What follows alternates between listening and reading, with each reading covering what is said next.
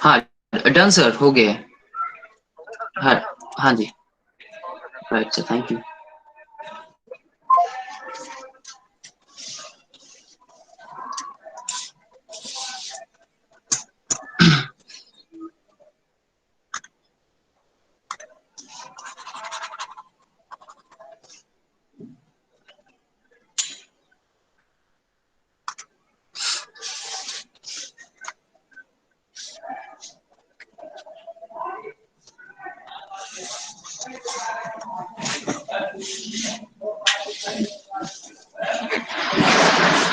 Good morning to everyone. Good morning कैसे हैं sir. आप सभी लोग? सब लोग एक बार बता दो यार, कौन कौन है, और थोड़ा सा टाइम लग गया इसको स्टार्ट करने में। और मुझे जैसा बताया गया कि कौन कौन सा चैप्टर अभी आप लोगों का बच रहा है। आपके एग्जाम सबसे पहले एग्जाम किसका है? एग्जाम कब कब है किसका? सर 15 मार्च। सर मार्च में। अच्छा, मार्च में है। मार्च में 15 किस मार्च किसका से है? सर। Sir first. 15 मार्च से। First March. अरे सर जितने कल भी से ही है। कल से ही है स्टार्ट। Yes sir. फर्स्ट। ठीक है, ठीक है, कोई नहीं, करते हैं इसको। और वैसे ज्यादातर जितने जो गवर्नमेंट स्कूल्स के एग्जाम हैं वो तो अगस्त मार्च में ही है। ज्यादातर प्राइवेट स्कूल्स में जितने भी जो एग्जाम्स हो रहे हैं वो 20th या फिर 15th ऑफ फेब से स्टार्ट हो रहे हैं। नहीं सर, प्राइवेट की भी मार्च से हैं, हमारे 15 मार्च से हैं। यस सर, अच्छा, तुम्हारे गवर्नमेंट वालों 15th के ऑफ तो मार्च। 15 से है। अच्छा, और ओके। वो भी सर 15 से हाफ ईयरली वाले होंगे, उसके बाद पता नहीं कब हम्म, होंगे फाइनल टर्म के। ऑलराइट ऑलराइट, वेट, मैं उनको कॉल करूंगा तो आ जाए, ठीक है। ओके, सो आज जो मैं स्टार्ट करने की सोच रहा हूँ आज आप लोगों के साथ, आपको आवाज आ रही है ना ठीक से सबको? Yes sir. ठीक है। सो आपका जो चैप्टर है न्यूरल कंट्रोल एंड कोऑर्डिनेशन, ज्यादा वक्त जाया ना करते हुए उसकी तरफ मूव करते हैं। तो इससे सर पहले, हमारा लोकोमोशन आधा हो गया था। हाँ मुझे यस बताया सर। था, उसको भी हम लोग करेंगे। और क्या आपने उसमें डिलीटेड पोर्शन भी अभी तक सारा किया था? मुझे बस इतना बताओ आप लोग। क्या सबने yes deleted sir. Yes portion भी सर, सारा करते हुए चल रहे थे ऐसे तो तो हम। हाँ हाँ हाँ, उसको भी करेंगे हम लोग। लेकिन अभी एग्जाम को देखते हुए उसको भी कंप्लीट करेंगे। पहले उस पे फोकस कर लेते हैं जो आप लोगों के एग्जाम्स में आ रहा है। सर आप सारा करवा दीजिए, वो कोई प्रॉब्लम नहीं है यस सर। सर, बार बार फिर नहीं, वो सारा प्रॉब्लम ही होती करेंगे है। हम लोग, आप उस चीज से बिल्कुल चिंता मत करो, सारा करेंगे। लेकिन मैं सोच रहा था कि आज हम लोग एक नया चैप्टर स्टार्ट करते हैं। जैसे मेरी बात भी हुई थी सर से, तो सर ने कहा कि हाँ ठीक है, एक नए चैप्टर से हम लोग इसको स्टार्ट करेंगे। जैसे ये कंप्लीट होगा आपका न्यूरल कंट्रोल एंड कोऑर्डिनेशन, और उसके बाद हॉर्मोन्स वाला चैप्टर यानी कि एंडोक्राइन सिस्टम जब कंप्लीट होगा, then we will move towards the rest of the remaining chapter, जो आपका लोकोमोशन वाला पार्ट बचा हुआ है। ठीक है। सर कब तक हो जाएगा सिलेबस? देखिए, पूरी कोशिश है बच्चा कि हम लोग इसको आपके एग्जाम से पहले करा दूं, जिससे कि मैं आपको एग्जाम से पहले आपके कुछ क्वेश्चंस पे भी उतार सकूं, कुछ क्वेश्चंस डिस्कस कर सके। और जितनी जल्दी कंप्लीट कर सकते हैं, मेरा टारगेट है कि मैं 20 या फिर 22 23 तक कंप्लीट करा दूं दोनों चैप्टर्स आपके। इसलिए आज संडे में भी क्लास आपकी अरेंज की गई है। सर सर तो ये पेट पूरा सर करवाओगे अगला ना सर आप नीट वाला भी? हाँ बच्चे। सर ये न्यूरल कंट्रोल एंड कोऑर्डिनेशन में नीट वाला भी करवाओगे सर आप? अभी शायद मैं बहुत ज्यादा डीप ना जाऊं या नीट लेवल पे ना जाऊं, पहले मैं शायद आपका एनसीईआरटी तक उसको कंप्लीट कराऊं, और जितना होगा कोशिश, जितना आपके लिए अच्छा रहेगा उतना कराऊंगा। सर नहीं तो पेपर अगर की कोई नीट, प्रॉब्लम नहीं है सर, इस साल बोर्ड हाँ थोड़ी ना सर, कर कोई रहा। प्रॉब्लम नहीं है हमें एग्जाम्स की, आप उसकी चिंता मत करो। आई नो लेकिन जैसा मुझे बताया गया, तो पहले आपके एग्जाम्स को देखते हुए पहले एनसीईआरटी, देन उसके बाद कोई दूसरी चीज। ठीक है, बाकी साथ साथ करते चलेंगे, आप उसकी चिंता ना करो। आपको एक्स्ट्रा सीखने को ही मिलेगा। ठीक है, yes sir. Is it okay? तो आपको एक्स्ट्रा सीखने को ही मिलेगा, जैसा कि मैं कह रहा हूँ। ठीक है, स्टार्ट करें? Yes sir. ठीक है। सो आपका जो चैप्टर है ये न्यूरल कंट्रोल एंड कोऑर्डिनेशन। आज ये थोड़ा सा फंक्शनिंग ठीक नहीं कर रहा है नोटपैड।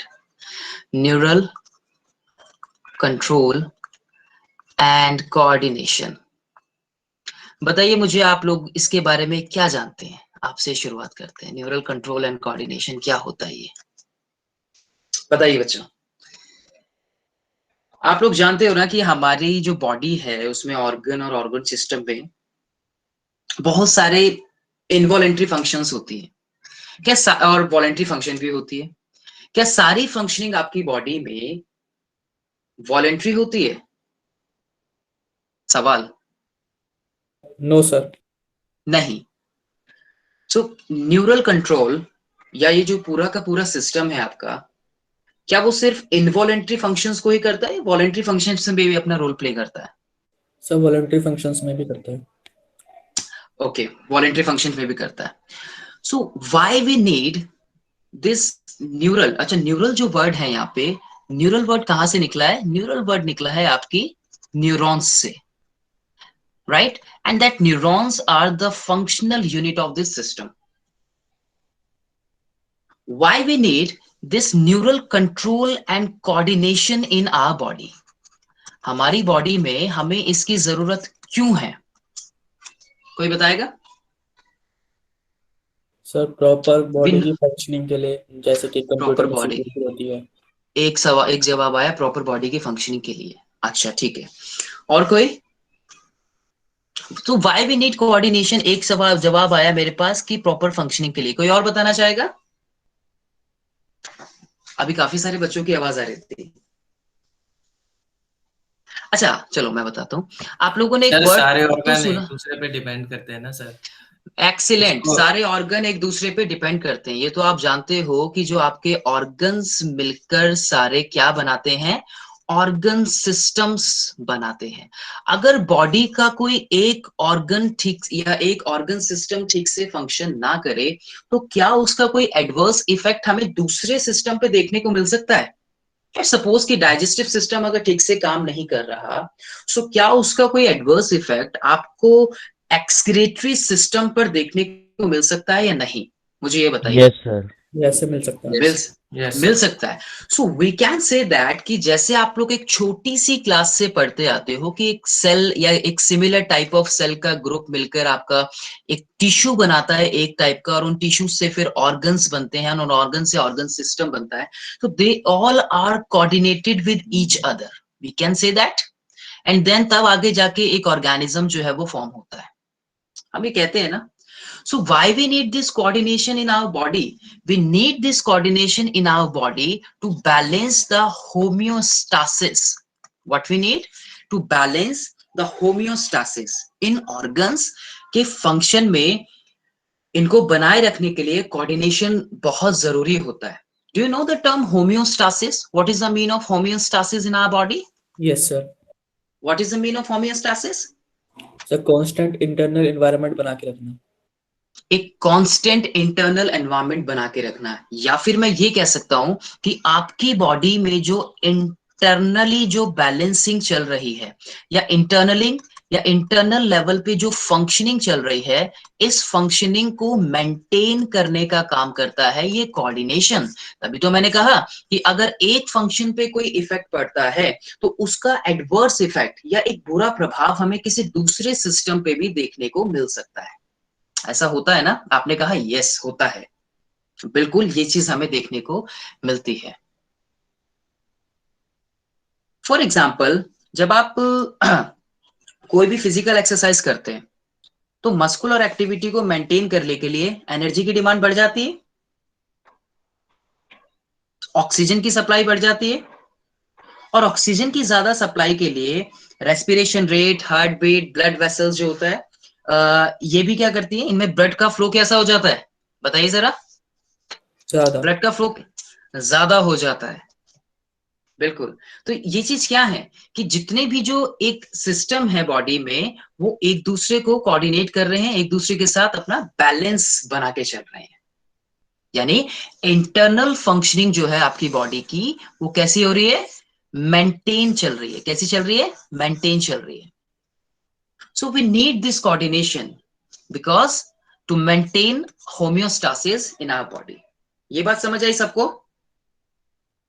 क्या ये बात समझ आई सबको? Yes sir. सबको नहीं आई आई गेस, क्योंकि सबका आगे यस sir. नहीं आया अभी। आगे सर। सबकी आए नहीं। अभी तो बहुत सारी गर्ल्स भी बोल रही थी, अभी तो किसी की आवाज ही नहीं आ रही। शायद ये बात समझ Yes. नहीं आई Yes, आपकी। sir. भाई किसी को भी अगर कहीं भी कुछ समझ ना आए तो बता देना, क्योंकि हम भी पहली बार कोऑर्डिनेट कर रहे हैं। सो उस कोऑर्डिनेशन के लिए एक ट्यूनिंग होनी बहुत जरूरी है, अदरवाइज वो कोऑर्डिनेट नहीं कर पाएंगे हम लोग। तो हमें इन बॉडी ऑर्गन्स की तरह काम करना है, ध्यान रखना। तो एक दूसरे के साथ मेंटेन करके चलना है फंक्शनिंग को। तो जहां भी आपको लगे कि कुछ समझ नहीं आया तो आप लोग बता देना। सो अगर एक छोटा सा क्वेश्चन यहाँ पे फ्रेम होता है, छोटा सा क्वेश्चन अगर यहाँ पे फ्रेम होता है कि why we need coordination in our body, तो उसका 1 मार्क में आप आंसर क्या लिख सकते हैं? To maintain homeostasis. आप साथ साथ लिखते रहें, ठीक है? ओके, सो जब मैं फिजिकल एक्सरसाइज का एग्जांपल दे रहा हूं यहाँ पे, तो फिजिकल एक्सरसाइज में हमने कहा कि जब आपने फिजिकल एक्सरसाइज स्टार्ट करी तो ऐसे में आपने क्या किया, इस फंक्शनिंग की वजह से बहुत सारे जो बॉडी ऑर्गन्स हैं, हार्ट है, लंग्स है और किडनीज जो है, इन्होंने अपनी एक्टिविटी को स्टार्ट कर दिया। फिजिकल एक्सरसाइज जब आपने बंद करी तो जितनी भी जो नर्व्स है, हार्ट है, किडनी है, इनकी जो एक्टिविटी है वो अपने आप धीरे धीरे धीरे एक नॉर्मल स्टेट के अंदर आ जाती है। क्या ऐसा भी देखने को मिलता है आपको बॉडी में? तो जवाब आएगा बिल्कुल ऐसा देखने को मिलता है हमें, है ना?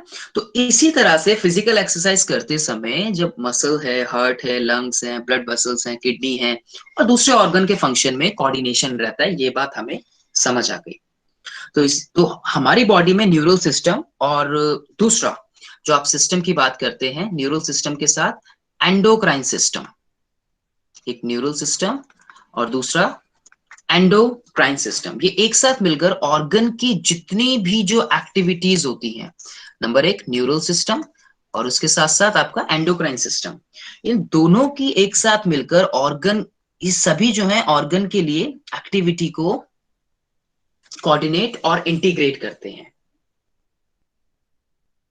जिसमें जितनी भी जो आपकी एक्टिविटीज हैं वो एक साथ फंक्शनिंग करती रहती हैं। सो इस चैप्टर में हम लोग न्यूरल सिस्टम के बारे में पढ़ेंगे और नेक्स्ट चैप्टर में आप लोग पढ़ते हैं एंडोक्राइन सिस्टम के बारे में। और एंडोक्राइन सिस्टम में आप लोग क्या पढ़ते हैं? मेन चीज बोलो, हार्मोन्स, हार्मोन्स के बारे में। इसके अलावा आपके एक और सिस्टम आप पढ़ते हैं जिसको आप बोलते हैं एक्सोक्राइन सिस्टम। सो क्या डिफरेंस है एक्सोक्राइन और एंडोक्राइन सिस्टम में? कौन बताएगा? सर एंडोक्राइन सिस्टम में जो उनके सेक्रेशन होते हैं वो विदाउट डक्ट होते हैं और एक्सोक्राइन में वो उनके सेक्रेशन एक डक्ट के अंदर होते हैं। डक्ट के अंदर होते हैं, वेरी गुड।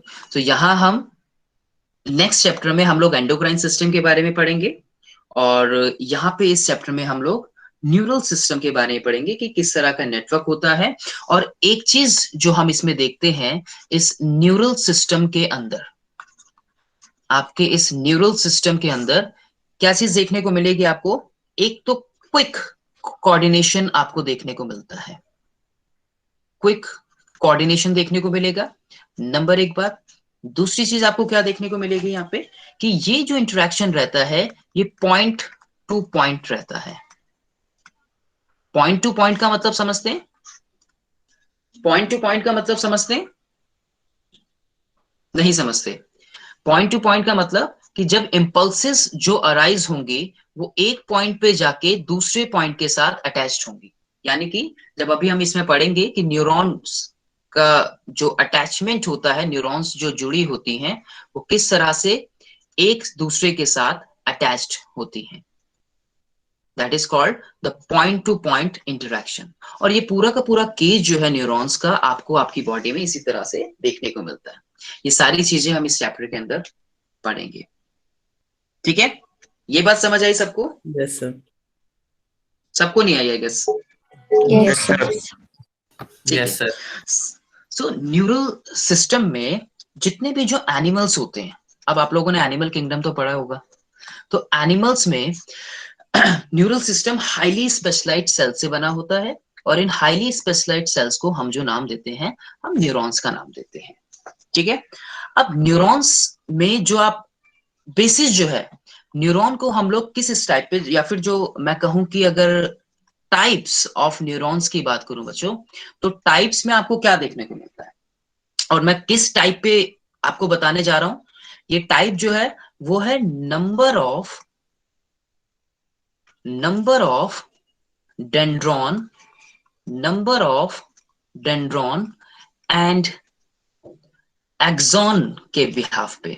आप लोगों ने क्लास 10th में एक बेसिक डायग्राम की स्टडी की थी न्यूरॉन के, तो आप लोग बहुत अच्छे से जानते हो कि इसमें जो मेन पार्ट्स आपको देखने को मिलते हैं, यहाँ आपको डेंड्रॉन्स या डेंड्राइट्स देखने को मिलेंगे, सेंट्रली न्यूक्लियस, और यहाँ इसकी सेल बॉडी और एक लॉन्ग फाइबर लाइक स्ट्रक्चर जिसको हम एक्सॉन बोलते हैं। ये एक इसका बेसिक स्ट्रक्चर होता है। सो सबसे पहले अगर मैं इसके एक टाइप की बात करूं, तो एक होता है एपोलर न्यूरॉन। एपोलर, ये आपकी जानकारी के लिए, जो आप कह रहे थे कि अभी सर थोड़ा सा एनसीईआरटी से बाहर, सो उसके लिए आपके एग्जाम टाइप नीट लाइक के लिए थोड़ा सा बेसिक चीज।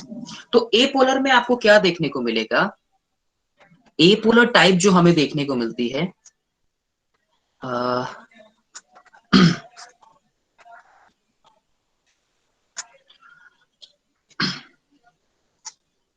देखिए यहां कोई भी एक डिफाइनेट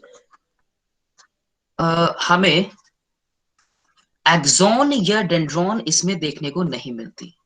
मैंने कहा अभी आपने एक बेसिक स्ट्रक्चर पढ़ा था क्लास 10th में, जहां पे आप बात करते हैं उसकी सेल बॉडी के बारे में, और उस सेल बॉडी के बाद आप उसमें देखते हैं कि एक एक्सॉन, और आपने ये चीज पढ़ी थी कि ये जो मैसेजिंग होती है या फिर ये जो इम्पल्सिस जो ट्रांसफर होती है इसके अंदर, वो पहले बाहर जो स्टिमुलाई आता है वो इस डेंड्रॉन से देन अंदर इस बॉडी में, और उसके बाद कुछ इस तरह से फंक्शनिंग जो है इसकी स्टार्ट होती है।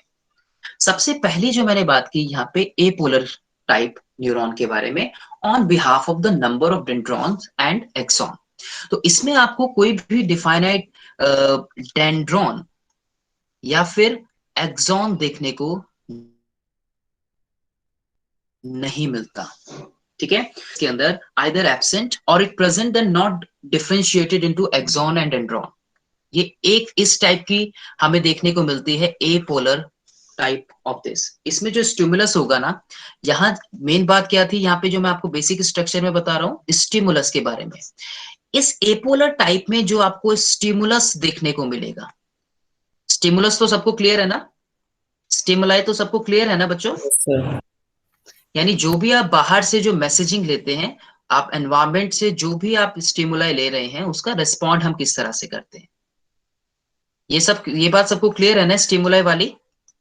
Yes sir. सबको क्लियर है स्टिमुलाई वाली? Yes sir. Yes sir. Right. So stimulus यहाँ पे किस तरह का स्टिमुलस हमें देखने को मिलेगा, यहाँ स्टिमुलस कहीं से भी एंटर कर सकता है, फ्रॉम एनी डायरेक्शन। लाइक जो ये जो मैंने यहाँ शो किया है आपको, ये डायरेक्शन शो की है, दैट इज अ डायरेक्शन। तो स्टिमुलस यहाँ पे कहीं भी किसी भी डायरेक्शन से आ सकता है। So stimulus can enter from any direction, right? And stimulus can go out from any direction, किसी भी डायरेक्शन से आ सकता है और किसी भी डायरेक्शन से जा सकता है, किसी भी डायरेक्शन से आ सकता है स्टिमुलर, और किसी भी डायरेक्शन से जा सकता है। लेकिन आप जब देखते हैं एक हाईली कोऑर्डिनेटिंग बॉडी के अंदर, यानी कि ह्यूमंस के अंदर जब आप देखते हो इस चीज को, तो आपको कैसे दिखता है कि हाँ वो डेंड्रॉन्स से ही आपको देखने को मिलेगा आता हुआ, और उसके बाद वो सेल बॉडी में जाएगा, देन वो एक्सॉन की तरफ मूव करेगी इंपल्सेस, और उसके बाद यहाँ एक गैप आएगा, सिनेप्सिस आएगा, वहां केमिकल सिनेप्सिस होगा, यानी कि वहां न्यूरोट्रांसमीटर प्रेजेंट होंगे, देन उसके बाद वो इस बी न्यूरॉन के अंदर जाएगा। यही तो प्रोसेसिंग आप देखते हो, यही देखते हो ना? Yes sir.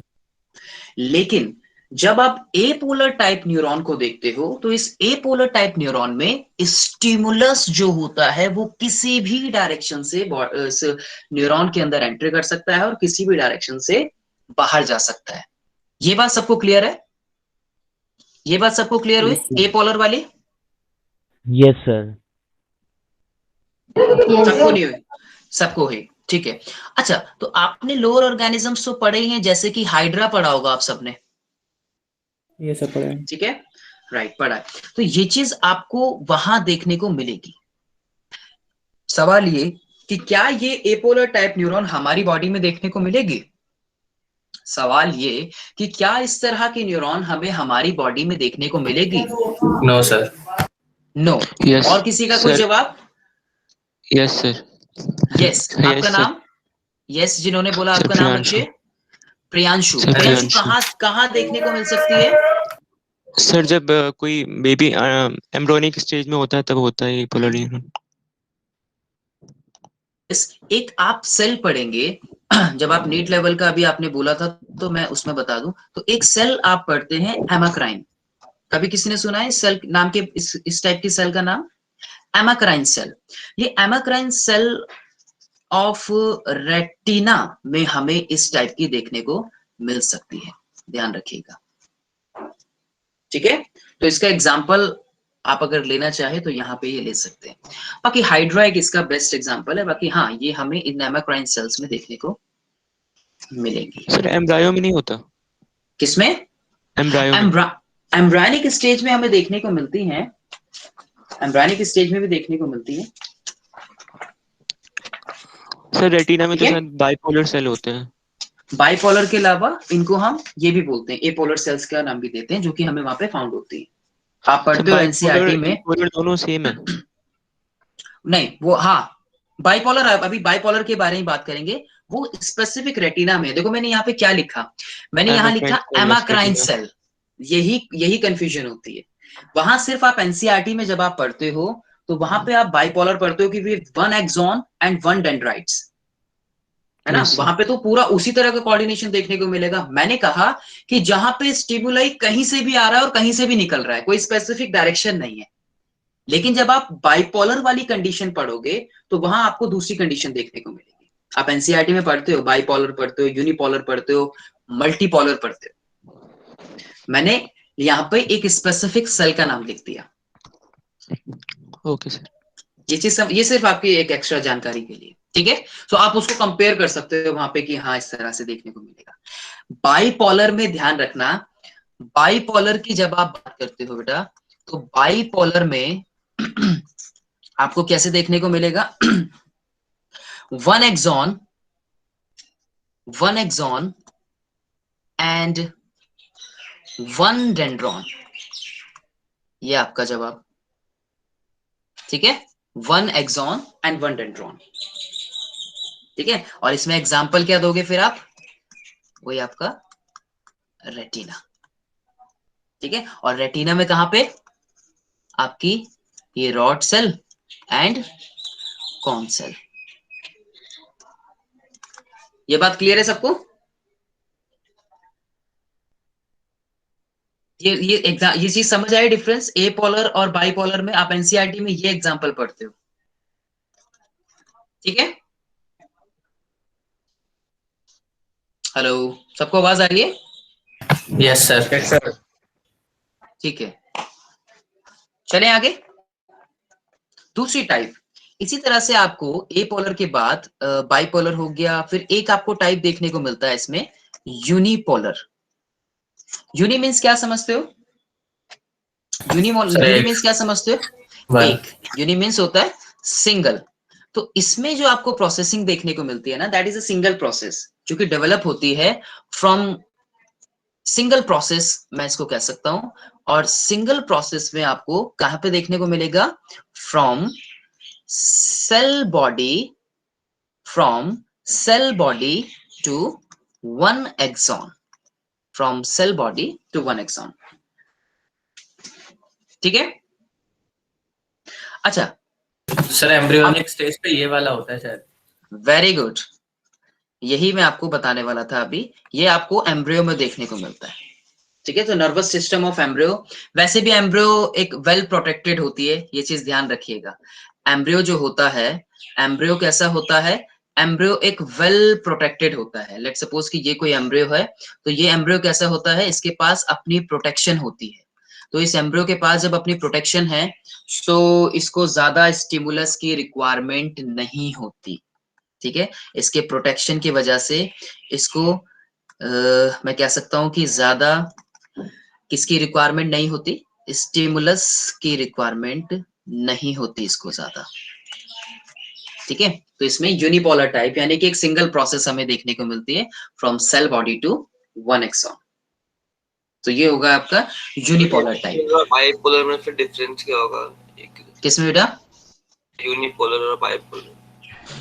यहाँ एक देखो, यहाँ पे मैंने क्या बोला आपको कि ये हमें इस स्पेसिफिक टाइप में देखने को मिल रहा है। अलग रीजन है इसका, रीजन अलग अलग है ना आपका कि कौन से स्पेसिफिक सेल में आपको देखने को मिल रहा है वो। ठीक है, ट्रांसमिशन सर आपको यूनिपोलर में जो सिंगल प्रोसेस है इसका क्या मतलब है? सिंगल प्रोसेस मतलब from one the cell body to the one axon, that's it, that's it, कि एक ही मतलब प्रोसेसिंग इसमें हमें या तो इसमें सेल देखने को बॉडी होगी या फिर ज्यादा से ज्यादा एक एक्सॉन हो सकती है।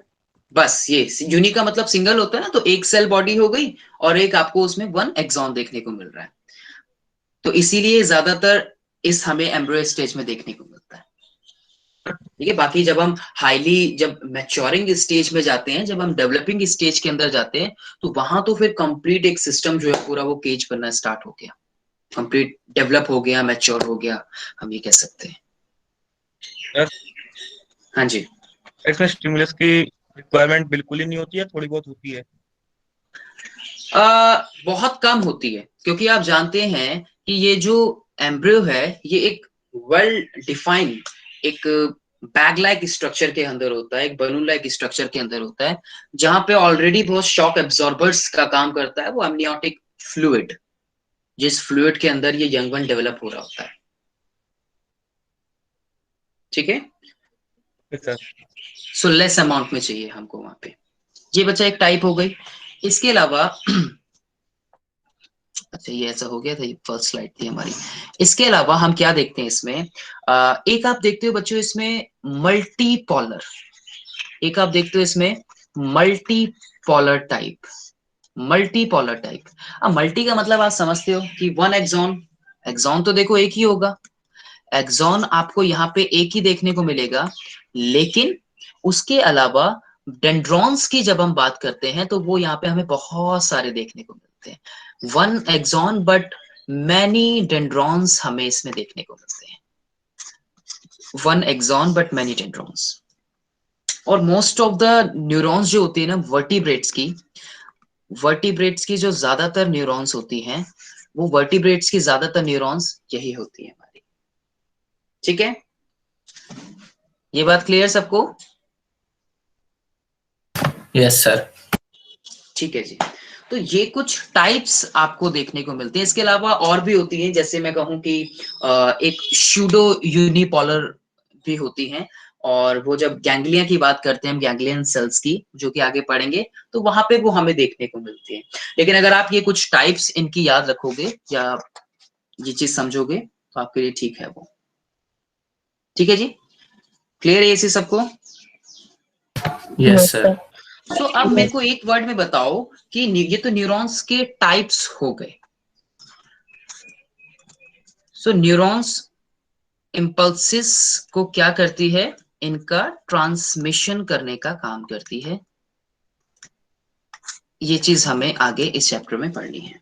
अलग अलग तरह के स्टिमुलाई को डिटेक्ट करके, अलग अलग तरह के स्टिमुलाई को डिटेक्ट करके आगे रिसीव करके एंड देन उनका ट्रांसमिशन करती है एक न्यूरॉन। ठीक है जी, ये बात क्लियर है सबको? यहां तक किसी का कोई सवाल? यहां तक किसी का कोई सवाल बच्चों? कोई सवाल नहीं, चलिए अब कुछ नई चीज सीखते हैं। तो इन न्यूरॉन सेल से मिलकर एक नर्वस टिश्यू बनता है।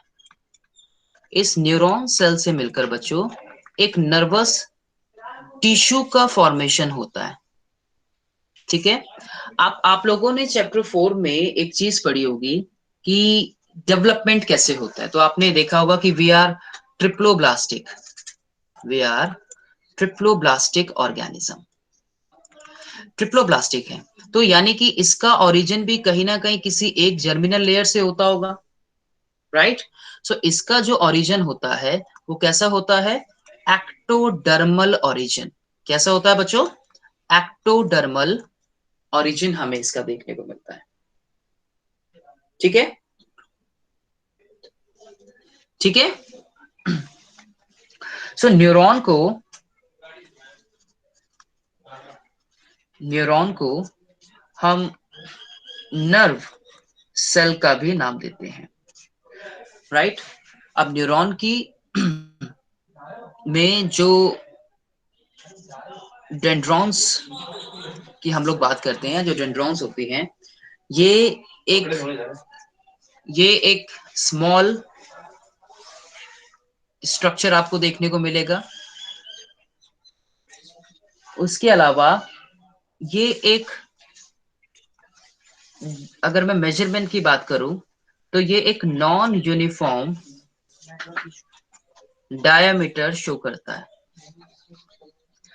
अगर मैं उसमें सबसे पहले पार्ट डेंड्रॉन की बात करूं तो ये एक स्मॉल स्ट्रक्चर देखने को मिलता है, उसके अलावा एक नॉन यूनिफॉर्म डायमीटर को शो करता है, ठीक है। अच्छा, एक सवाल यहाँ पे ये, आप पढ़ते हो सेल डिवीजन, आपने एक चैप्टर पढ़ा होगा सेल डिवीजन, सबने पढ़ा है ना? सेल डिवीजन सबने पढ़ा नो है? सर, नहीं पढ़ा? सर एक बैच को नहीं पढ़ाया ये। अच्छा, एक बैच को नहीं पढ़ा है। चलिए एक बड़ी इंपॉर्टेंट बात इससे रिलेटेड, क्योंकि सेल्स में आप लोग क्या देखते हो? सेल्स में आप लोग क्या देखते हो? सेल्स में आप लोग डिवीजन देखते हो ना, कि सेल टूटती हैं, सेल नहीं बनती हैं, जिसको आप लोग नाम देते हो माइटोसिस और मियोसिस का। क्या नाम देते हैं हम उसको? माइटोसिस और मियोसिस का। आपको पता है कि आपकी जो न्यूरॉन्स होती हैं या फिर ये जो नर्व सेल होती हैं, इनमें आपको ये देखने को नहीं मिलता, यानी कि हमें इसमें सेल डिवीजन देखने को नहीं मिलता। ऐसा क्यों? ये नीट वाले बच्चे जो बोल रहे थे उनके लिए सवाल। सर एक इनमें पानी ये की जी बोतल दे नॉट देना। फेज चले जाते हैं कहाँ चले जाते हैं? सर, जी नॉट फेज के जी अंदर। नॉट फेज में। जी नॉट फेज में। सो ऐसा क्या होता है उसमें कि जो ऐसा नहीं देखने को मिलता हमें? जी नॉट फेज तो एक डायरेक्ट आंसर हो गया हमारा, लेकिन अगर हम और गहराई में जाएं इसमें, आपको पता है अभी जब हम एम्ब्रॉय स्टेज की बात कर रहे थे तो उसी में ड्यूरिंग एम्ब्रियोनिक डेवलपमेंट की अगर मैं बात करूं, तो उस एम्ब्रियोनिक डेवलपमेंट में आपने एक चीज पढ़ी होगी, सेंट्रियोल्स। सुना है कभी किसी ने नाम? Cell Yes, sir. Cycle, cell division पढ़ते हैं आप लोग, सेंट्रियोल्स पढ़ा होगा सेल वाले पार्ट में। तो क्या होता है एम्ब्रियोनिक स्टेज में? सेंट्रियोल्स डीजेनरेट हो जाते हैं, और इन सेंट्रियोल्स के डीजेनरेट होने की वजह से ये न्यूरॉन जो है वो डिवीजन नहीं कर पाती। सेंट्रियोल का फंक्शन जानते हैं सब लोग? यस सर, स्पिंडल्स बनाने में मदद करता है सर। स्पिंडल्स बनाने में मदद करता है, फॉर्मेशन में हेल्प करता है स्पिंडल फाइबर्स में, which separates the chromosome during the cell division or the mitosis stage. तो सेंट्रियोल्स डीजेनरेट हो गए, सेंट्रियोल्स के डीजेनरेट होने की वजह से क्या हो रहा है? न्यूरॉन्स जो हैं वो आगे डिवीजन अपना शो नहीं करती। सो अगर आपके पास क्वेश्चन आता है इन फ्यूचर नीट में कि न्यूरॉन सेल क्यों डिवाइड नहीं करती, तो उसमें आपको ये ऑप्शन मिल सकते हैं कि एम्ब्रियोनिक स्टेज में सेंट्रियोल्स नहीं होते, या और भी जो ऑप्शन आपको उसमें देखने को मिल सकते हैं। Will discuss about them later. तो this is just for your जानकारी। ये क्वेश्चन यहाँ पे फ्रेम हो सकता है। यहाँ तक क्लियर है सबको? Yes sir. ठीक है, तो ये ध्यान रखना कि न्यूरॉन इस तरह से डिवाइड क्यों नहीं करती। आगे हम इसमें देखते हैं, एक वर्ड आप इसमें पढ़ोगे आगे न्यूरॉन्स में, निजल्स ग्रैनुल्स। निजल्स ग्रैनुल्स क्या होते हैं? निजल ग्रैनुल्स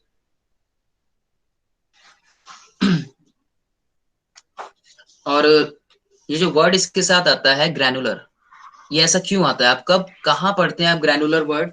जब आप किसी ऑर्गेनेल की बात करते हैं या फंक्शनिंग की बात करते हैं, ऑर्गेनेल्स की स्ट्रक्चर की बात करते हैं, तो ग्रैनुलर वर्ड कहाँ पढ़ते हैं आप लोग? सर ये बताइए। न्यूरॉन के साइटोप्लाज्म के अंदर कुछ प्रोटीन्स ग्रैन्यूल्स के फॉर्म में होती है, उनको बोलते हैं एक छोटा सा सवाल मेरा ये कि जब आप किसी सेल की स्टडी करते हैं, किसी सेल ऑर्गेनेल की स्टडी करते हैं, जब आप ग्रैनुलर वर्ड पढ़ते हैं तो कब पढ़ते हैं? किसके साथ जोड़ते हैं? आपने स्ट्रक्चर पढ़ा होगा एक एंडोप्लाज्मिक रेटिकुलम, पढ़ते हैं ना? यस उसमें सर। एंडोप्लाज्मिक रेटिकुलम में आप देखते होंगे कि इसमें आपको दो पार्ट देखने को मिलते हैं ना, एक रफ एंडोप्लाज्मिक रेटिकुलम और एक स्मूथ एंडोप्लाज्मिक रेटिकुलम। आप रफ वाले को रफ क्यों कहते हैं? सर राइबोसोम्स होते हैं वहाँ पर। Ribosomes. Because of the presence of the ribosomes, है ना? तो नीजल ग्रैन्युल जो होते हैं ये मेडअप यानी कि बनाए या बनते हैं किससे? एंडोप्लाज्मिक रेटिकुलम प्लस राइबोसोम से, ठीक है? ये निजल ग्रैन्युल्स आपको कहाँ देखने को मिलते हैं स्ट्रक्चर में? आप लोग स्ट्रक्चर खोल के बैठे होंगे उसका, एक बार एनसीईआरटी अगर आपके आसपास है तो देखिएगा वहां पे निजल ग्रैन्युल्स प्रेजेंट होते हैं। कहाँ पे ये प्रेजेंट होते हैं?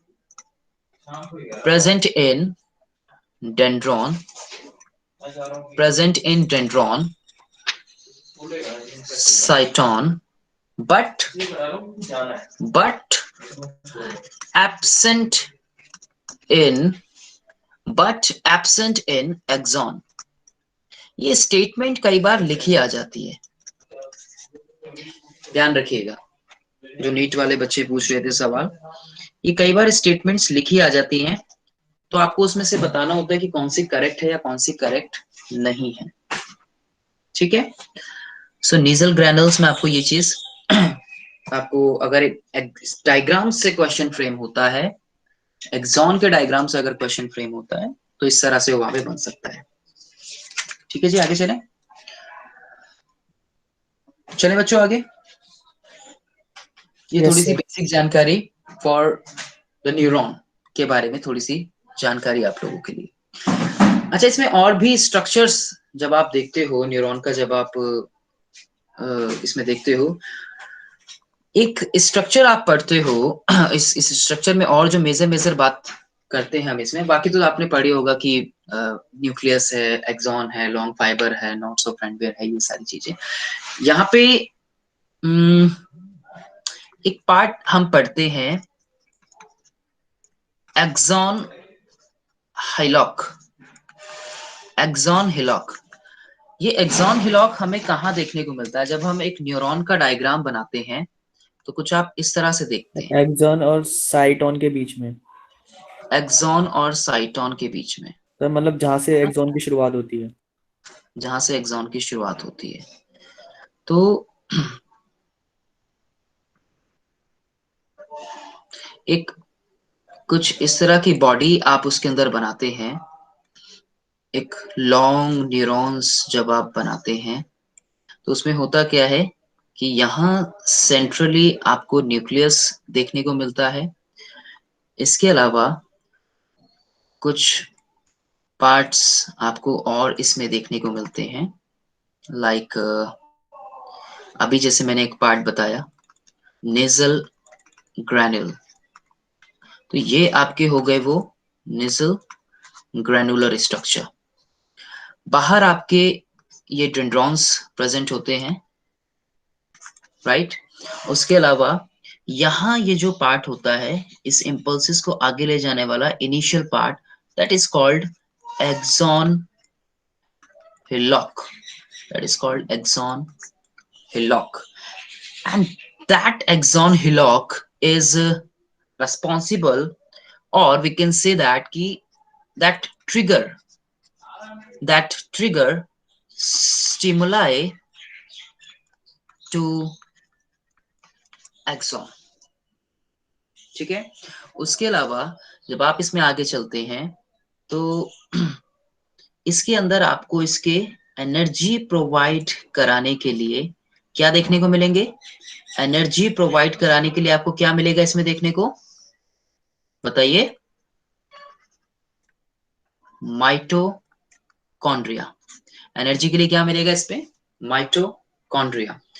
यहां जो अंदर ये इस रीजन होता है इसमें, that region it's called it's axoplasm. That region is called exoplasm. And what is exoplasm? What is exoplasm, learners? Bolo zara. Cytoplasm of axon. That is a fluid. Yeah, we can say that. That is a fluid of axon. आपको पता है 2 type का fluid इसमें होता है, एक इंटरफ्लूइड और एक एक्स्ट्रा फ्लूइड। जो एक बाहर देखने को मिलता है इसमें फ्लूइड, और एक अंदर देखने को मिलता है हमें, है ना। लेकिन अभी जो आपने बोला, अभी अभी किसने बोला, कुछ बोला था अभी, साइटोप्लाज्म, अभी किसी ने कुछ कहा था, नाम बताओ। सर शुभम। शुभम, शुभम वो जो है that fluid is known as neuroplasm. Neuroplasm, what is that neuroplasm? That is the fluid of cyton. And what is cyton? Shubham, what is cyton, bacha? Sir What cell is body cyton? Of neuron. cyton word किसके लिए आता है? Sir cell के लिए। Cytoplasm के लिए, ठीक है। सो यहाँ इसका साइटोप्लाज्म देखने को मिलता है हमें, जिस रीजन को आप क्या बोलते हो, सेल बॉडी का नाम देते हो, ठीक है। That region is called the cell body. और ये तो लॉन्ग एक्सॉन आपको देखने को मिल रही है आगे। So there is a 2 kind of fluid, the one is the neuroplasm and the other one here is the axoplasm, ठीक है। ये बात सबको समझ आई यहाँ तक? सर जो हमें माइटोकॉन्ड्रिया वो पूरे एक्सॉन में है या फिर सिर्फ एक्सॉन हैलॉक में है? नहीं, ऑनली हेलॉक में नहीं, पूरे आगे आपको इसमें देखने को मिलेगा लास्ट तक। और लास्ट में जब आप इसमें जाते हैं आगे हम लोग, तो हमें क्या देखने को मिलता है यहाँ पे, हमें एक नोब लाइक स्ट्रक्चर्स इसमें देखने को मिलते हैं, and that knob like structures are called synaptic knob. That knob-like structures are called synaptic knob-like structure, right? और इन synaptic knob के अंदर कुछ प्रेजेंट होता है जो कि आगे impulses में भी अपना रोल प्ले करते हैं, and that are called synaptic vesicles. That are called synaptic vesicles. Synaptic vesicles. और ये जो आउटर रीजन आपको देखने को मिल रहा है, that is a knob like structure, and that knob like structure is called synaptic knob.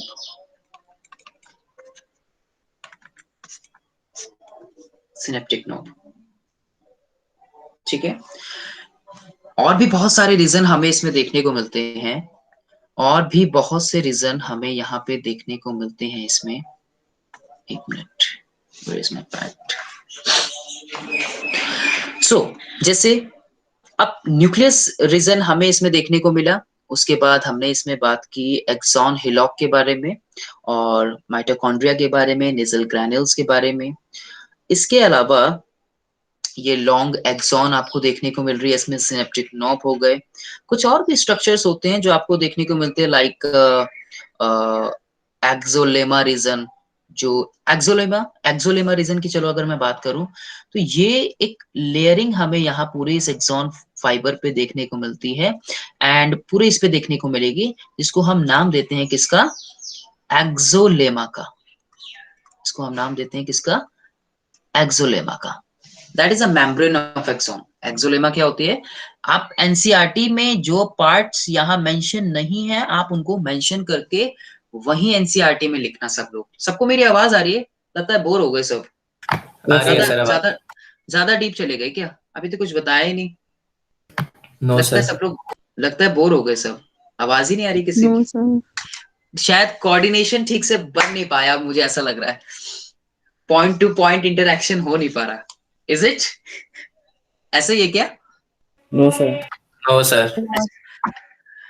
दो तीन आवाजें आ रही है मुझे, और इतने सारे स्टूडेंट्स मुझे लग रहा है इसमें है अराउंड 20, और 2-3 आवाजें आ रही हैं बस। रिकॉर्ड करके छोड़ के चले गए शायद, ऐसा तो नहीं है?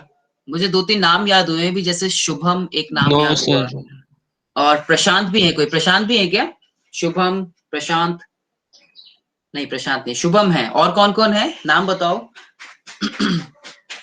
जो लोग बोल रहे हैं वो अपना नाम भी बताते रहो साथ साथ, जिन लोगों की आवाज आ रही है, ठीक है। तो सर वो क्या लिखा है आपने, कहाँ पे बेटा? जो अभी आपने बनाया था माइटोकॉन्ड्रिया? एक्सोलेमा। एक्सोलेमा, एक्सोलेमा क्या होता है, आप ना एनसीईआरटी में ही लिखना, वहीं पे सब लोग एनसीईआरटी लेके बैठो और वहीं पे लिखना, उसी डायग्राम में ऐड करते रहो। मुझे पता है कि एनसीईआरटी में बहुत ज्यादा डायग्राम वो जो है मेंशन नहीं है उसमें, सो इसमें आप साथ साथ लिखते रहना, ठीक है। एक्सोलेमा क्या होता है? एक्सोलेमा क्या बताया मैंने अभी आपको? शुभम बताओ, एक्सोलेमा क्या बताया? क्या बताया बेटा? Sir plasma membrane of axon. कह सकते हैं फ्लूइड लाइक होता है, फ्लूइड ऑफ एक्सॉन। सर ये एक्सोलेमा है ना सर, ये फ्लूइड थोड़ा होगा सर। अच्छा एक्सो, हाँ हाँ हाँ हाँ ठीक है, वो मैंने एक्सोप्लाज्म बताया, ठीक है ठीक है ठीक है। लेमा है ये, right right right right right right, ठीक है ठीक है ठीक है, correct. That is a membrane, sorry that is a membrane, आप उसको लिख लो, मेम्ब्रेन लिख लेना उसको, ठीक है। एक्सोलेमा को क्या कहते हैं हम? मेम्ब्रेन बोलते हैं एक्सॉन की। दूसरा पार्ट जो मैं अभी आपको एक्सोप्लाज्म बताया, axoplasm is the fluid of axon, जिसकी बात हमने यहाँ पे की थी, ठीक है। उसके अंदर फ्लूइड प्रेजेंट होता है। इसके अलावा आप एनसीईआरटी में देखोगे तो आपको क्या देखने को मिलेगा? एक स्ट्रक्चर देखने को मिलेगा जहां पे श्वान सेल होंगी, आपको एक माइलिन शेथ देखने को मिलेगी। मिल रहा है बच्चों? क्या सबने एनसीईआरटी खोली हुई है? खोली हुई है ना सबने एनसीईआरटी? नाम के साथ बोलो कि हाँ सर मैं शुभम, मैंने खोली हुई है एनसीईआरटी, मैं XYZ मैंने खोली हुई है। जल्दी बताओ मुझे, ऐसे कोऑर्डिनेशन कैसे होगा यार? ऐसे तो बन नहीं पाएगा।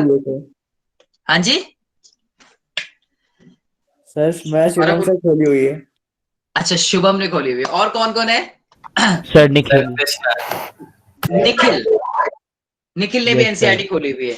और कौन है? श्रिद्धि, श्रद्धा।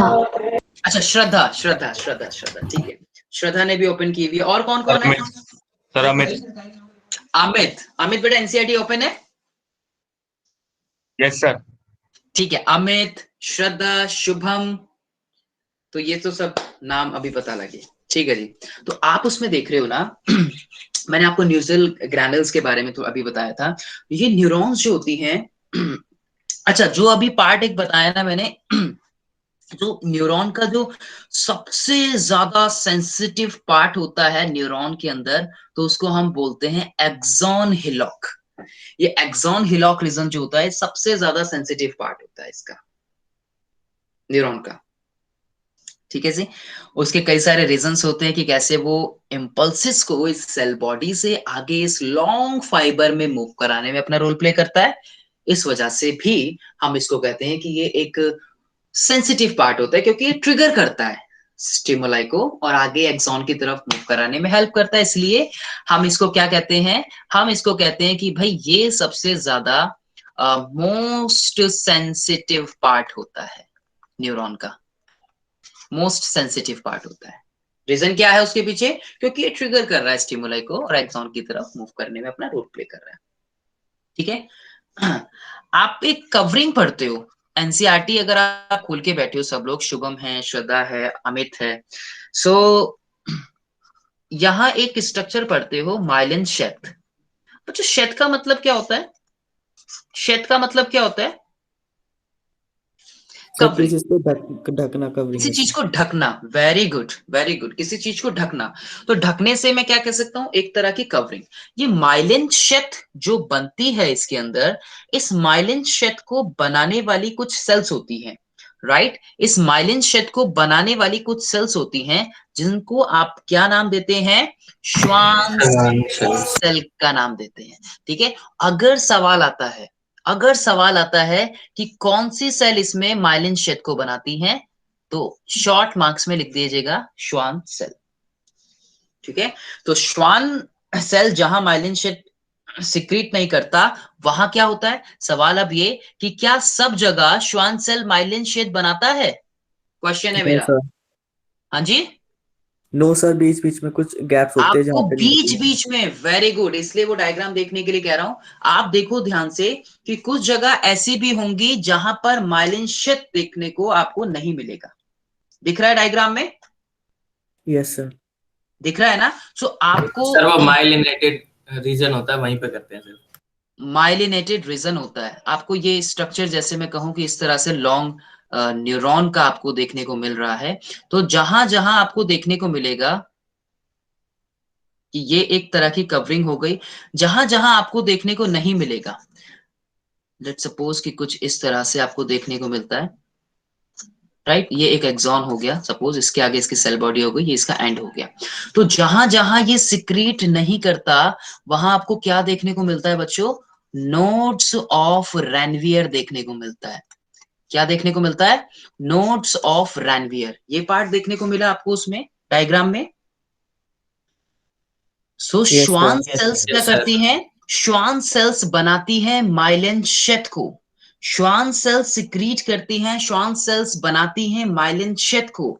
और जहां श्वान सेल माइलिन शेथ नहीं बनाती, जहां श्वान सेल माइलिन शेथ नहीं बनाती या सिक्रीट नहीं करता, वहां पर नोड्स ऑफ रैनवियर का फॉर्मेशन होता है आपके न्यूरॉन के अंदर। समझ आ गई बात? Yes sir.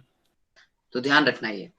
तो पार्ट ऑफ एक्सॉन, ये पूरा आपका नर्व फाइबर के ऊपर आपको देखने को। सर ये अभी आपने क्या बताया? कहां पे बताया बेटा ये? Yes sir. This is called the notes of Ranvier. Notes of sir इनके बारे में कुछ बताया था आपने शायद अभी। हाँ, मैंने कहा कि ये आपको देखने को मिलता है एक एक्सॉन के ऊपर, ठीक है। उसके अलावा मैंने कहा आपको, सबसे पहले मैंने आपको बताया श्वान सेल्स के बारे में। श्वान सेल्स क्या करती है? माइलिनेटेड शेड बनाती है। श्वान सेल माइलिनेटेड शेड बनाती है, और जहां पर ये माइलिनेटेड शेड नहीं बनाती वहां पे क्या फॉर्म होता है, या जहां पे माइलिनेटेड शेड से ये सिक्रेट नहीं होती वहां पे नोट्स ऑफ रैनवियर का फॉर्मेशन होता है। जहां पर भी श्वान सेल माइलिनेटेड शेड नहीं फॉर्म करेंगी वहां पे किसका फॉर्मेशन होगा? नोट्स ऑफ रैनवियर का फॉर्मेशन होगा।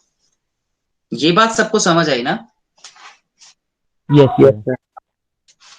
ठीक है जी।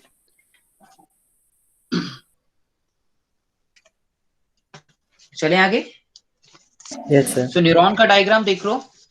अगर किसी को कोई प्रॉब्लम है उसमें या कुछ पूछना है तो पूछ सकते हैं आप लोग, ठीक है? सर हाँ जी। सर ये एक्सॉन हिलॉक ये कोई प्रोटीन या कोई मेम्ब्रेन है क्या है? बेटा प्रोटीन की अगर बात करूं, ये that is a part of this long fibre and the साइटोन। साइटोन और इस लॉन्ग एक्सॉन के बीच का जो एक पार्ट कह सकता हूं ना मैं, जो ट्रिगर कर रहा है इस सेल बॉडी से आगे की तरफ ले जाने में, वो एक्सॉन हिलॉक है। तो सर ये मतलब कोई रीजन है बस? हाँ, that is a region, that is a part of this long cell जो आगे इंपल्सेस को ट्रांसफर करने में हेल्प कर रहा है। अगर आप प्रोटीन की बात करते हो तो प्रोटीन भी आपको इसके अंदर देखने को मिलते हैं। प्रोटीन के चैनल्स होते हैं। डेंड्राइट्स क्या है? एक तरह के, जब मैं इनिशियल पार्ट की बात करता हूं जहां पे आप लोग डेंड्राइट्स को पढ़ते हैं, तो protein receptor around dendrite present होते हैं जो इस मैसेज को सेंड करने में साइटोन की तरफ अपना रोल प्ले करते हैं। आप पढ़ते हो ना इनिशियल, आपने डेंड्राइट पढ़ा और डेंड्राइट से साइटोन में गया मैसेज, और साइटोन से आगे इस लॉन्ग फाइबर एक्सॉन के अंदर ट्रांसफर हो गया। तो yes we can say that कि यहां डेंड्राइट्स के पास कुछ प्रोटीन प्रेजेंट होते हैं, कुछ प्रोटीन के चैनल्स भी प्रेजेंट होते हैं जो इस मैसेज को आगे साइटोन की तरफ या फिर सेल बॉडी की तरफ मूव कराने में अपना रोल प्ले करते हैं।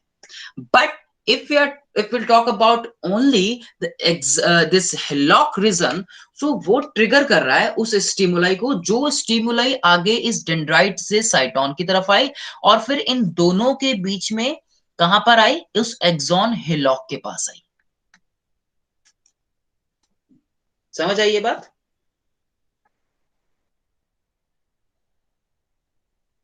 क्या सबको ये बात समझ आई? Yes sir. Yes sir. और क्वेश्चन किसने पूछा था? नाम बताओ। Sir question Anas. यार नाम भी बताते रहो ना साथ साथ। नाम क्या था? सर अनस करीम। हाँ जी, अनस करीम। आपकी आवाज ब्रेक हो गई। सर अनस करीम। अनस करीम, ओके, ठीक है। सर हाँ जी। सर ये जो नोट्स ऑफ आर हैं या नोट्स ऑफ रैनवियर हैं, सर ये भी श्वान सेल्स ही बनाते हैं ना? हाँ, जब ये सिक्रेट नहीं करते, मैंने कहा ना आपको, श्वान सेल सिक्रेट करते हैं सबसे पहले माइलिन शेथ। श्वान सेल जहां माइलिन शेथ सिक्रेट नहीं करता वहां नोट्स ऑफ रैनवियर का फॉर्मेशन होने लगता है। ठीक है? Yes sir. चलिए, बहुत ज्यादा एनाटॉमी में हमें नहीं जाना, ये भी ध्यान रखना, बहुत ज्यादा कंफ्यूज नहीं होना, ठीक है, क्वालिटी ऑफ डेटा पे ध्यान दो रादर देन क्वांटिटी। बकेट में क्वालिटी भरो, ठीक है, क्वांटिटी मत भरना। जहां मुझे लगेगा कि यहाँ पे नीट से सवाल पूछा जा सकता है या ये चीज आप लोग एनसीईआरटी में नहीं पढ़ते और वो चीज अभी आपको पता होनी चाहिए, वहां मैं अपने आप बता दूंगा, बिल्कुल बेफिक्र रहो, ठीक है। सर हाँ जी पूछिए, सर नाम बता दो एनसीईआरटी यार। सर अमित अमित पूछो बेटा। सर एनसीईआरटी में लिखा है जो the gap of two adjacent Mylan sheet is called node of Ranvier. तो सर ये माइलन शीट से रिलेटेड मतलब जो आपने बताया था श्वान सेल करती हैं, क्या लिखा है? द गैप्स, द गैप वो लिखा बिटवीन होगा टू लाइन की, adjacent. The gaps between two adjacent myelin sheath, ये लिखा होगा। Yes sir. So where is the two myelinated sheath? कहाँ है माइलिनेटेड शेथ? बताओ मुझे इस डायग्राम में कहाँ पढ़ी आपने माइलिनेटेड शेथ? अरे जहाँ पे श्वान that covering is called ना myelinated sheath, that covering is called myelinated sheath and that is the long axon। यही तो कहा मैंने अभी। और इस रीजन को मैंने स्ट्रॉन्ग करके क्या बताया? Nodes of Ranvier. तो एनसीईआरटी में आपकी लाइन होगी पेज नंबर 317 पे, जहां पे राइट हैंड साइड में नोट इसका डायग्राम बना हुआ है, उसी में लिखा होगा आपका एक ब्लैक डॉट में nodes of Ranvier, black highlight करके, और वो लाइन होगी the gaps between two adjacent myelinated sheath। ये लाइन है ना? Yes sir. The gaps between two adjacent, they both are two adjacent myelinated sheath, and between these two adjacent myelinated sheath, the space is called nodes of Ranvier। Clear? Yes sir clear. Any doubt? No sir. All right, चलिए आगे चलते हैं। और क्या जानकारी आपके पास पहुंचाई जाए इस डायग्राम से रिलेटेड, देन उसके बाद हम आते हैं अपने आगे के टॉपिक की तरफ। अच्छा, डेंड्रॉन और एक्सॉन में बच्चों एक दो डिफरेंस अगर बताया जाए तो, अगर डेंड्रॉन और एक्सॉन में, देखो मेन पार्ट है, बेसिक डायग्राम समझ लोगे अच्छे से तो जिंदगी भर नहीं भूलोगे आगे तक। एक दो डिफरेंस अगर बताए जाए, मान लीजिए आ गया, अगर आपके एग्जाम में 2 मार्क्स का क्वेश्चन आ गया, आपके मार्च में जिसके एग्जाम है, जैसे फरवरी में जिसके एग्जाम है, अगर क्वेश्चन आ गया डेंड्रॉन और एग्जाम के अंदर, डिफरेंस बताओ, दो डिफरेंस। अमित क्या डिफरेंस बताओगे? पहला श्रद्धा क्या डिफरेंस बताओगे बच्चे? डेंड्रॉन स्टिमुलस को कलेक्ट करते हैं, एक्सॉन नहीं करते, एक्सॉन एक्सॉन पर नहीं करते। हाँ जी, है ना, उसके अंदर इम्पल्स में ट्रांसफर होते हैं। अच्छा, इम्पल्सेस ट्रांसफर कराने में हेल्प करता है। तो 2 वर्ड आए, वेरी गुड, आपने 2 वर्ड देखो अलग अलग बताए, ट्रांसफॉर्म और कलेक्शन, दोनों में डिफरेंस है। चलो एक डिफरेंस तो ये हो गया, और बताओ कोई, जल्दी बताओ, जल्दी जल्दी जल्दी फटाफट, इतनी देर नहीं लगनी चाहिए। डेंड्रॉन आपने पढ़ा अभी, एक्सॉन आपने अभी पढ़ा, डिफरेंस बताओ। नेसल गैनुअल्स एब्सेंट होता है, उसमें नेसल गैनुअल्स प्रेजेंट होता है। हाँ जी सर नेसल गैनुअल्स एब्सेंट और प्रेजेंट होता है, डेंड्रॉन में एब्सेंट होता है। बच्चे बच्चे बच्चे बच्चे नेजल ग्रैन्युल्स तो आपको पूरा उसमें देखने को मिल रहा है ना, सेल बॉडी में। बच्चा जब आप पूरी की पूरी सेल बॉडी की बात कर रहे हो, तो पूरी की पूरी सेल बॉडी की बात कर रहे हैं। मैं तो यहाँ सिर्फ डिफरेंस जो कर रहा हूँ, मैं डिफरेंस कर रहा हूँ इस रीजन में, और जो रीजन आपको यहाँ देखने को मिलता है उसमें। मैं तो बच्चा सिर्फ इसमें बता रहा हूँ। देखो नीजल ग्रैनुल्स तो आपने यहाँ पढ़ा, नीजल ग्रैनुल्स तो आपने ये पढ़े, ये हो गए नीजल ग्रैनुल्स। अच्छा साइज देखो, मैंने अभी आपको क्या कहा था, एक डिफरेंस अगर मैं बताना चाहूं अपनी तरफ से, तो मैंने आपको कहा कि ये एक लॉन्ग फाइबर है। सबसे पहले ये देखा करो कि डिफरेंशिएट आप किस बिहाफ पे करते हो। डिफरेंशिएट आते हैं आपके एग्जाम में अभी, तो डिफरेंशिएट आप किस बिहाफ पे करते हो, और ना किया करो डिफरेंशिएट वाले जहां टॉपिक आपको लगे कि हाँ उसमें किया करो, उससे ना कंसेप्ट आपका और अच्छे से क्लियर होता है। सर एक्सॉन टॉपिक को वो डेंड्रॉन बहुत सारे। बेटा दोबारा बोलो, आपकी आवाज मेरे पास तक ना ब्रेक होके आई, दोबारा बोलो और स्लो बोलो ताकि सब लोग सुन सके अच्छे से। एक्सॉन सिर्फ एक ही होता है सर, डेंड्रॉन बहुत सारे। That's a very good. एक न्यूरॉन की अगर बात करें तो उसमें हमें काफी सारे देखने को मिलते हैं। वेरी गुड, चलो मैं पहले इस पॉइंट को पूरा करूं। तो एक लॉन्ग फाइबर, यानी कि लॉन्ग फाइबर में ये कह सकता हूं कि इसका साइज जो होता है वो लार्ज होता है, और इसका साइज जो होता है वो स्मॉल होता है। कर सकता हूं ये कंपैरिजन में दोनों में? Yes sir. ठीक है, और अभी ये वाला पॉइंट किसने बोला था, निजल ग्रैनुल वाला, नाम बताओ। अब आऊंगा इस पॉइंट पे, निजल ग्रैनुल वाला पॉइंट किसने बोला था अभी, अरे बताओ जल्दी, बड़ी शिवम। काम की इंफॉर्मेशन। शिवम। शिवम, तो शिवम हम इसमें ये कह सकते हैं, अगर मैं इस पूरी बॉडी को लूं, क्योंकि ये एक पूरी बॉडी हो गई, जैसे शिवम ने अभी हमें कहा, तो ये पूरी बॉडी को हम एक साइटोन प्रिजन हम बोलते हैं, या सेल बॉडी हम इसको नाम देते हैं, हम इसको सेल बॉडी कहते हैं। तो बिल्कुल हम आपके इस पॉइंट से सहमति जता रहे हैं यहाँ पे, कि हम कह सकते हैं कि यहाँ ये नीजल ग्रैनुल, अगर मैं देखो इस पूरी बॉडी की बात कर रहा हूँ, तब कह रहा हूं मैं, ध्यान रखना, इस पूरी बॉडी की जब मैं बात कर रहा हूँ, तब मैं कह सकता हूं कि यहाँ पर नीजल ग्रैनुल प्रेजेंट होते हैं, और यहाँ पर नीजल ग्रैनुल जो होते हैं वो एब्सेंट होते हैं। ठीक है, ठीक है जी, ओके सर।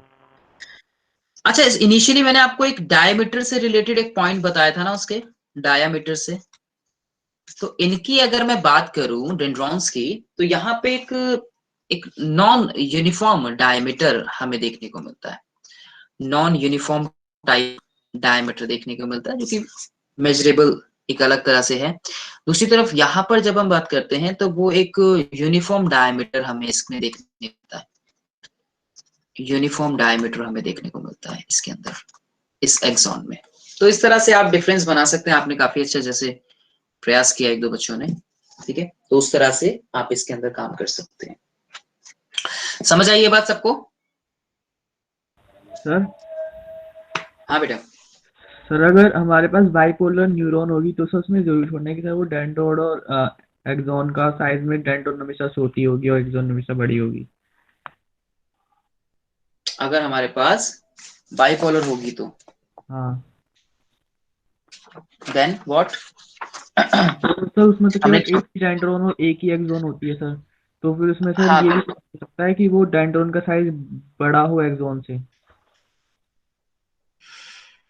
डेंड्रॉन का साइज नॉन यूनिफॉर्म होता है बच्चे, है। क्योंकि यहाँ पे ना आप डेंड्रॉन का जब स्ट्रक्चर देखते हो, तो आपको बहुत सारी डेंड्रॉन्स देखने को मिलेंगी, इस तरह से वेरी करता है। लेकिन आप जब इस रीजन में आते हो ना बच्चे, जब आप इस रीजन में आओगे, तो आपको इस तरह से बहुत सारे एक्सॉन देखने को नहीं मिलेंगे, इस तरह से बहुत, आपको सिंगल एक एक्सॉन इस तरह से देखने को मिलता है।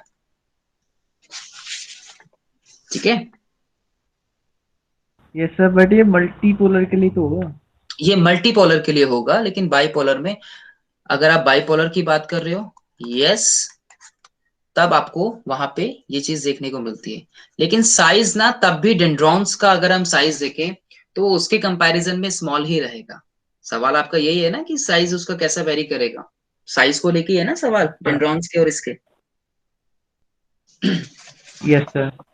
हाँ बिल्कुल, तो साइज इसका वेरी करेगा, क्योंकि हम बाइपोलर में क्या बोलते हैं कि वन एक्सॉन अभी हमने पढ़ा, और उसी तरह से यहाँ पे हमने वन डेंड्रॉन पढ़ा, लेकिन साइज तब भी उसका हमें स्मॉल देखने को मिलता है, कंपैरिजन अगर हम करें तो। ठीक है, यस सर। ज्यादा कंफ्यूज नहीं होना। चलिए, तो भाई आवाज नहीं आ रही सबकी, कहाँ चले गए, लगता है सो गए। तो पीछे वाली स्लाइड कर दीजिए, उसका स्क्रीनशॉट लेना था। अरे यार स्क्रीनशॉट मत लो यार, लिखते रहो ना, साथ साथ हाथ चलाते रहो, सुनते भी रहो, हाथ भी चलाते रहो, स्क्रीनशॉट थोड़ा बहुत रह जाता है ना जैसे लिखते टाइम, तो इसलिए स्क्रीनशॉट ले लेते हैं। अच्छा, ये कौन है, किसकी आवाज है ये? सर शुभम। शुभम की आवाज है ये, ठीक है सर लिख भी रहा हूँ और फिर जो रह जाता है उसका स्क्रीनशॉट ले लेता हूँ। ऑलराइट। चलिए, तो ये बात आपको समझ आई इसमें, ये बात सबको समझ आई ना? तो अब ठीक है, आप एक चीज और पढ़ते हैं इसमें, किसी का कोई यहाँ तक पहले सवाल है तो बता दो यार, तभी आगे चलेंगे, अदरवाइज नहीं। कोई क्वेश्चन बन रहा हो डेंड्रॉन्स को लेके या नीड्स को लेके, कोई भी किसी का कोई सवाल हो तो बता दो। ड्रोन में सर वो सेनेटिव नोब होंगे? किसमें बेटा? सर डेंड्रॉन में। बेटा डेंड्रॉन्स में नहीं, जब आप बात करते ना हम लोग कि नेक्स्ट न्यूरॉन जब स्टार्ट होती है तो सिनेप्टिक ये उसके साथ अटैच्ड होते हैं। जैसे सपोज मान लीजिए ये आपकी एक ए न्यूरॉन हो गई और उसके बाद यहाँ आपके ये इसमें सिनेप्टिक नोब आ गया, देन उसके बाद यहाँ बीच में एक अलग रीजन आपको देखने को मिलेगा and that region is synapsis, जिसको अभी हम आगे डिस्कस करेंगे। उसके बाद फिर आपके यहाँ से ये बी न्यूरॉन्स जो है वो स्टार्ट हो गई सपोज इस तरह से, ठीक है। तो ये इसके डेंड्रॉन्स अलग हो गए, देन ये डेंड्रॉन्स तो खैर अलग है, and there is a gap जहां पे एक प्रोसेसिंग होती है कि ये जो इलेक्ट्रिकल इम्पल्सेस आती हैं वो आगे केमिकल इम्पल्सेस में जाती हैं एंड देन उसके बाद फिर वापस से वो इलेक्ट्रिकल इम्पल्सेस में ट्रांसफर होती है। मतलब जो सिनेप्टिक नोब होंगे वो केवल एक्सॉन टर्मिनल पर ही होंगे, डेंड्रॉन के टर्मिनल पर नहीं टर्मिनल होंगे। पे, बिल्कुल टर्मिनल पे। तो सर ये भी एक डिफरेंस हो सकता है इनके बीच में। नोब एक्चुअली हम नोब के सिनेप्टिक नोब के बीच में और एक्सॉन में डिफरेंस उसमें डेंड्रॉन में डिफरेंस नहीं कर रहे ना हम लोग, से डिफरेंस डेंड्रॉन और एक्सॉन में कर रहे हैं। एक्सॉन की एंडिंग है वो अलग, ठीक है, सिनेप्टिक नोब। सर ऐसे तो काफी सारे डिफरेंस आ जाएंगे। हाँ कह सकते हो, तो don't too much confused about that, ये भी कह सकते हो आप, ठीक है। लेकिन एक जो मेजर हमें डिफरेंस देखने को मिल रहे हैं, आप उनको अगर जितना सिंपल वे में सीखोगे उतना कंसेप्ट आपका अच्छे से क्लियर होगा। मैंने बहुत ज्यादा कोई डिटेल नहीं गया यहाँ पे। ऐसे तो फिर हम लोग अगर इसके एनाटॉमी की स्ट्रक्चर पे चले जाएं तो फिर हम और ज्यादा इसमें डिफरेंशिएट कर सकते हैं। तो अभी हमें इतना ज्यादा भी नहीं जाना अंदर कि हम खुद ही खो जाएं कि यार अगर ये डिफरेंस बन रहा है, अरे यार ये भी बन सकता है, फिर तो सर से बाद में पूछूंगा, अरे यार ऐसा भी दिमाग में, अरे यार ये भी तो डिफरेंस बन सकता है। तो इतनी ज्यादा कंफ्यूजन मत रखना, सुपरफिशियल देखो थोड़ा सा कि हाँ हमें स्ट्रक्चर के बिहाफ पे या जो हम सेल्स की स्टडी कर रहे हैं उसके बिहाफ पे कुछ साइज जैसा कि हम देख रहे हैं, उनके नंबर्स देख रहे हैं जो हमें स्ट्रक्चर के अकॉर्डिंग दिख रहा है, उसमें से हम कैसे डिफरेंशिएट उसको कर सकते हैं। ये तो करने के लिए तो बेटा कितनी सारी बातें, समझ रहे हो? Yes sir. करेक्ट। तो ये छोटी सी जानकारी आप लोगों के लिए इस कुछ पार्ट्स को लेके जो आप पढ़ते हो उनसे रिलेटेड, ठीक है जी। अब इसमें इस नर्वस सिस्टम में जो मैंने शुरुआत में आपको एक बात बताई थी, एक वर्ड मैं यहाँ पे लिखना चाहता हूं, that is integrative system. Integrative system क्या होता है? ये इंटीग्रेटिव सिस्टम मैंने शुरुआत में बात बताई थी एक, जब मैं बता रहा था कि हम इसमें ये पढ़ते हैं, ये पढ़ते हैं, तो मैंने एक वर्ड बोला था, कौन बताएगा? सारे सिस्टम आपस में एक दूसरे से जुड़े हुए हैं, सारे में से अगर हम दो यहाँ पे बात करें, जैसे कि एक आप पढ़ते हो, अरे जो चैप्टर का नाम है उसके बिहाफ पे बता रहा हूँ आपको, ये नर्वस सिस्टम आप एक इसमें पढ़ते हो, दूसरा हम इसमें बात करते हैं कौन सा? एंडोक्राइन सिस्टम के बारे में। एंडोक्राइन सिस्टम के बारे में हम लोग इसमें बात करते हैं, ठीक है जी। नर्वस सिस्टम और एंडोक्राइन सिस्टम, इसमें क्या होता है? एक्टिविटी कैसी देखी अभी आपने? एक्टिविटी कैसी देखने को मिलेगी हमें? फास्ट देखने को मिलेगी। एंडोक्राइन सिस्टम में ये चीज स्लो होती है, दो सिस्टम आपस में मिलते हैं तो यहाँ पे फंक्शनिंग होती है। इस सिस्टम के बारे में हम लोग डिटेल स्टडी नेक्स्ट चैप्टर के अंदर करते हैं। मैंने एक पॉइंट बताया था यहाँ पे अभी आपको, अभी किसी ने जब सवाल भी पूछा था शुरुआत में, पॉइंट टू पॉइंट को लेकर, पॉइंट टू पॉइंट। और यहाँ पॉइंट टू पॉइंट के साथ साथ आपको क्या देखने को मिलता है? एक एग्जैक्ट रेस्पॉन्स देखने को मिलता है। ऐसे ही होता है ना, रिफ्लेक्स एक्शन आपने छोटी क्लास में भी पढ़ा है, जैसे एक पॉइंट टू पॉइंट और एक एग्जैक्ट रेस्पॉन्स आपको देखने को मिलता है। ये जो होता है पूरे ब्लड में आपके ये हॉर्मोन्स जाते हैं या एंडोक्राइन सिस्टम उस तरह से वर्क करता है, तो ये जो रेस्पॉन्स होता है ये पूरा एक वाइडली रेस्पॉन्स आपको देखने को मिलता है, वाइडली रेस्पॉन्स आपको देखने को मिलेगा ये। जब हम नर्वस सिस्टम के बारे में बात करते हैं, कोई भी स्टिमुलाई आती है तो वो बहुत कम समय के लिए आती है बॉडी के अंदर, या बहुत कम टाइम पीरियड के लिए होती है। तो ये जो रिस्पॉन्स, मतलब क्या हाँ जी, वाइडली रिस्पॉन्स का मतलब क्या है? वाइडली रिस्पॉन्स का मतलब है बेटा, जब आप बात करते हैं किसी हार्मोन के बारे में, अगर मैं यहाँ पे एग्जांपल ले लूं, तो वो हार्मोन क्या होगा, आपके जाके ब्लड में मिल जाएगा, एंड देन वो ब्लड में जाने के बाद फिर वो उस किसी टारगेट या स्पेसिफिक ऑर्गन या फिर उस टिश्यू की तरफ जाके मूव करेगा। तो वो कैसे मूव करेगा, वो ब्लड के मीडियम के थ्रू ही मूव करेगा। तो वो पूरा का पूरा वाइडली स्प्रेड होगा या वाइडली रिस्पॉन्स करेगा, और जब तक वो उसके लेवल या उसको कंप्लीट नहीं कर देगा तब तक वो खत्म नहीं होता।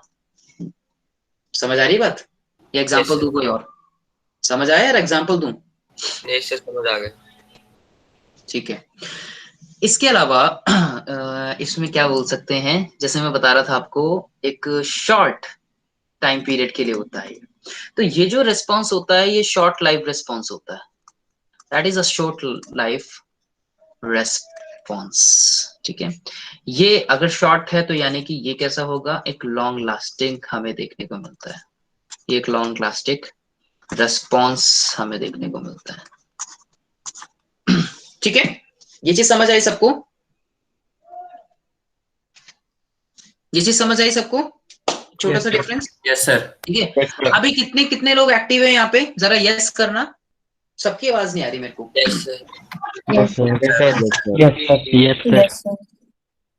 अच्छा, काफी सारे हैं, तो सवाल क्यों नहीं पूछ रहे? क्वेश्चन पूछो। यस, संडे को क्लास हो गई इसलिए परेशान हो? वैसे ऐसे तो नहीं लगते आप लोग की क्लास से परेशान हो, संडे क्लास हो गई आपकी। आप लोग तो अच्छे वाले पढ़ने वाले बच्चे लग रहे हो मुझे सब। यस सर, हर संडे ही होती है, कोई दिक्कत नहीं। अच्छा, हर संडे होती, कोई दिक्कत नहीं है। वाह यार, बढ़िया है, काफी ध्यान से सुन रहे हो, यानी एक्टिव हो। तो यहाँ तक किसी को कोई डाउट तो नहीं है? ऐसा तो नहीं है कि कोई चीज लैक कर गई हो? देखो पहली बार, फिर मैं वही कह रहा हूँ, पहली बार कोऑर्डिनेट कर रहे हैं हम लोग। तो जब तक आपसी सहमति नहीं होगी, आपसी कोऑर्डिनेशन नहीं होगा ठीक से, तब तक मजा नहीं आएगा यार।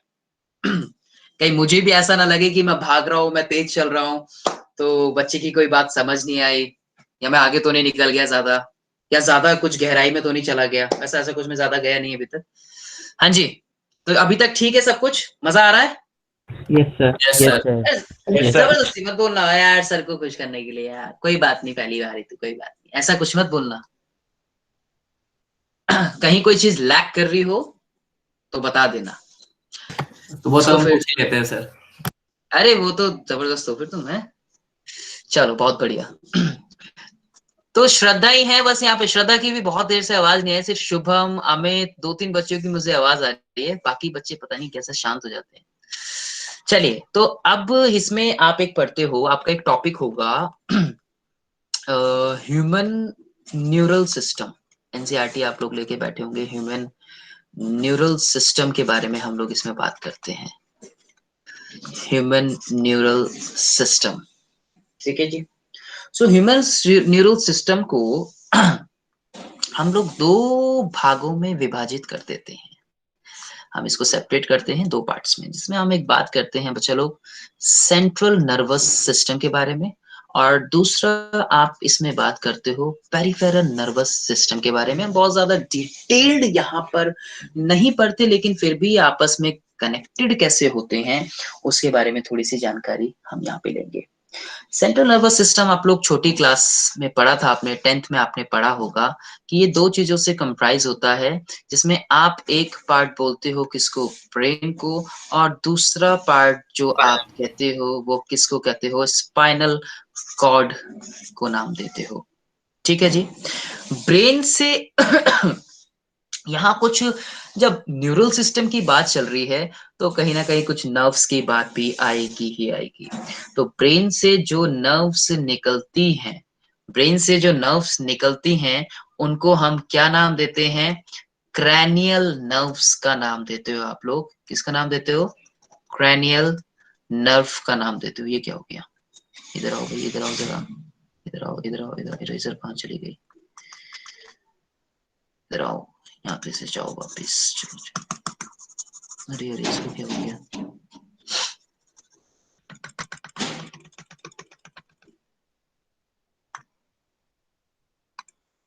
तो यहाँ से जो नर्व्स अराइज होती हैं इनको आप लोग क्रैनियल नर्व्स का नाम देते हो।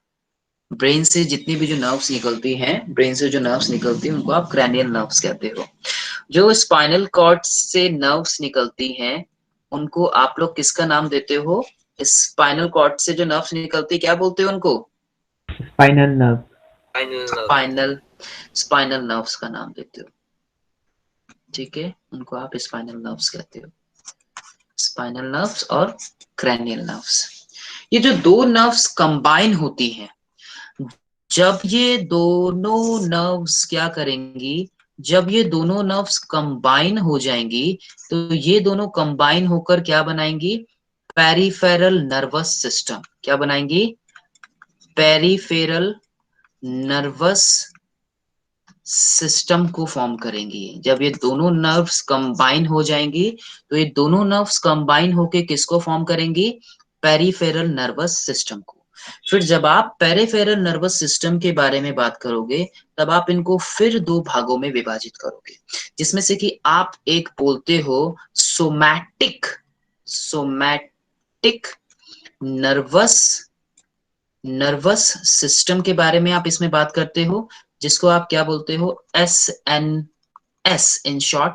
दूसरी तरफ जब आप इसमें बात करोगे तो वो होगा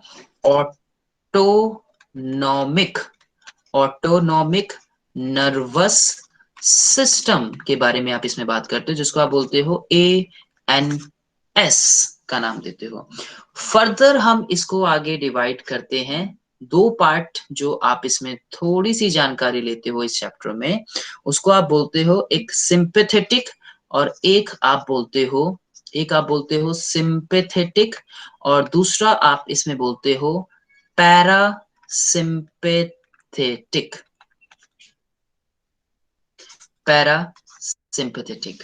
ठीक है जी।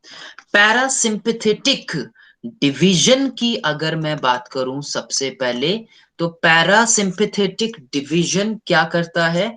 पैरासिम्पैथेटिक डिवीजन कब आपकी बॉडी में काम करेगा? जब आपकी बॉडी में कोई इमरजेंसी होती है, इमरजेंसी सिचुएशन जो होती है ना, इमरजेंसी में बॉडी को ये साथ देता है आपका। हाँ बेटा, आवाज नहीं आई, दोबारा बोलो। सर आप किसके बारे में बता रहे हो, पैरासिम्पैथेटिक या फिर सिंपैथेटिक? सिंपैथेटिक। एरो किसके साथ है? छोटी सी जानकारी, क्योंकि बहुत ज्यादा डिटेल्ड हम यहाँ पे नहीं पढ़ते, तो आप ये ध्यान रखिएगा जो भी इमरजेंसी सिचुएशंस होती हैं उसमें आपका ये जो सिंपैथेटिक डिवीजन है या फिर जो सिंपैथेटिक पार्ट है वो ऑटोनॉमिक समझते हो ना, ऑटोनॉमिक स्वचालित सिस्टम। ऑटोनॉमिक सिस्टम कौन सा होता है? स्वचालित। आप कई बार सोच के थोड़ी भागते हो कि भाई अरे यार पीछे डॉग पड़ गया, सपोज आपके पीछे कोई डॉग है तो सोच के नहीं भागोगे, भाग। कई बार अपने आप रेस्पॉन्स होने स्टार्ट हो जाते हैं, ठीक है, अपने आप बॉडी जो है वो फंक्शनिंग स्टार्ट कर देती है, उसको बोलते हैं ऑटोनॉमिक नर्वस सिस्टम।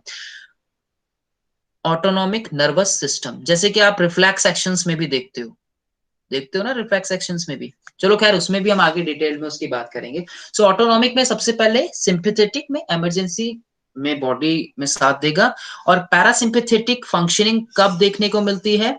जब सिंपली अगर मैं एक वर्ड में कहूं, ये बॉडी को ना रिलैक्स कराने में अपना रोल प्ले करेगा। ये ऐसे याद रखो, बॉडी को रिलैक्स करवाएगा, ऐसे ध्यान रखना, ठीक है जी। ये बॉडी को रिलैक्स कराने में अपना रोल प्ले करेगा और ये इमरजेंसी में बॉडी का साथ देगा।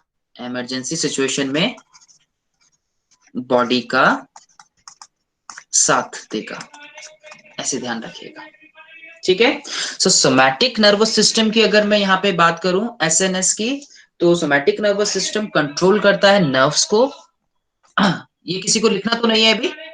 लिखना है कुछ? सर लिख लिया सर। लिख लिया, सबने लिख लिया या Yes, सिर्फ दो ही sir. बच्चों ने लिखा है? लिख लिया सर। सबने लिख लिया, ऑलमोस्ट सबने लिख लिया, ठीक है। सबका तो नहीं पता लेकिन ऑलमोस्ट सबने लिख लिया, मैं ये कह सकता हूं। तो अगर मैं यहाँ पे कहाँ चला गया, यहीं ओके, SNS की बात करूं, सोमैटिक नर्वस सिस्टम की, तो दैट कंट्रोल्स, ये क्या करता है? ये कंट्रोल करता है किसको? नर्व्स को। ऑब्वियसली नर्व्स की बात हो रही तो नर्व्स को ही कंट्रोल करेगा ना। तो कौन सी नर्व्स को कहां से आती हैं? जो आती हैं from central nervous system to skeletal muscle, skeletal muscles. और स्केलेटल मसल्स के साथ साथ मैं इसमें ये कह सकता हूं एंड वॉलेंट्री क्रियाएं जितनी आपकी बॉडी की होती हैं, उन वॉलेंट्री क्रियाओं में भी अपना रोल प्ले करता है। हाथ कैसे उठाना है, लिखना कैसे है, हाथ को कब रोकना है, वो सारा कंट्रोल जो होता है नर्व्स का, वो इस सोमैटिक नर्व सिस्टम से होता है। ऑटोनॉमिक नर्वस सिस्टम कंट्रोल करता है नर्व्स को, उन्हीं को, ये भी ऑटोनॉमिक नर्वस सिस्टम भी किनको, उन्हीं को कंट्रोल करता है। जो नर्व्स कहां से आती है? CNS2, एक मिनट, CNS2 लाइक आपकी स्मूथ मसल्स की तरफ जो मूव करती हैं, और जितनी भी जो आपकी ये हो क्या रहा है आज, जितनी भी जो आपकी इनवॉलेंट्री मसल्स होती हैं, उन इनवॉलेंट्री मसल्स को भी कंट्रोल करने में अपना रोल प्ले करता है। ऐसे सिंपली हम इसमें ये कह सकते हैं कि ये इसका ऑपोजिट है एक दूसरे के। अब सवाल, हेलो, यस सर, कोई सवाल सर Automatic नहीं, अरे एक बारी में आवाज बिल्कुल कुछ नहीं समझ आया, दोबारा बोलो। सर SNS और ANS में मोटर न्यूरॉन आ जाएंगे ना? हाँ, अभी हम उसमें आगे बात करेंगे जब हम पर्टिकुलर न्यूरॉन्स के बारे में बात करेंगे। यस। ठीक है जी, तो ये चीज ध्यान में रखिएगा। तो PNS में आपके वो नर्व्स आती हैं जो ब्रेन और स्पाइनल कॉर्ड से एसोसिएट होती है। PNS में फिर जब आगे मैं इसमें और चलूं, अगर मैं PNS में तो PNS में और क्या चीज पढ़ते हो आप लोग बच्चों? PNS में आप लोग क्या चीज पढ़ते है बेटा? PNS में दो टाइप के फाइबर, इसके पिछले वाली स्लाइड दिखा दो। अच्छा, इससे पिछले वाली ये लीजिए।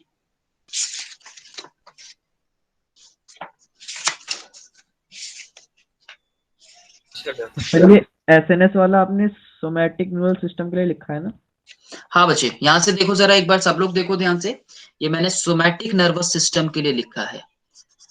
ध्यान से देख लो, गलत नहीं लिखना कुछ भी। मैं इन सबको बाद में, अगर आपके पास अगर ये लाइव नोट्स भी आए तो आपको प्रॉब्लम नहीं होनी चाहिए उसमें किसी को। इनको हम लोग यहाँ पे हाईलाइट कर लेते हैं।